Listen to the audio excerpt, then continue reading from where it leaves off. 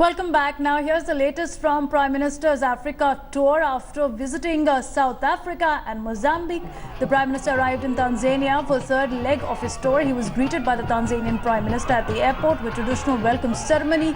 The Prime Minister will be meeting the Tanzanian President and inking key bilateral deals later today. He's also expected to address the Indian diaspora, which is around 50,000 people in Tanzania, where he would be meeting them, and also he would be meeting other industry leaders along with the Indian diaspora. The major highlight of the Prime Minister's visit, however, will be meeting a group of women who call themselves solar mamas. Now, these women have been trained to harness solar energy, and it's a project which is quite close to the Prime Minister's heart as well, to harness solar energy in India, and he'll be meeting this group and interacting with the members of that group. He'll also leave for Nairobi and Kenya post his visit, but the top of his visit, the agenda is energy and trade.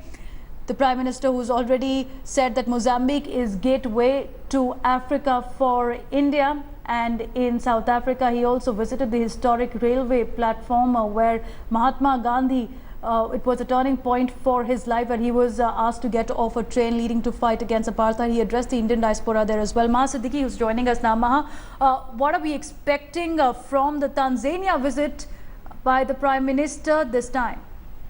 Well, Devina, first of all, the Prime Minister was given quite a welcome there in Dar es Salaam. We saw that there were people out there, even at near the tarmac, who welcomed the Prime Minister over there. There was a boisterous crowd. It has already been tweeted by the Ministry of External Affairs. Now, this entire visit to Africa is an outreach program. Remember, there are maritime links that India has anyway with all these countries bordering the east of Africa as well as South Africa. Apart from that, India, as you know, is trying to build its inroads into Africa.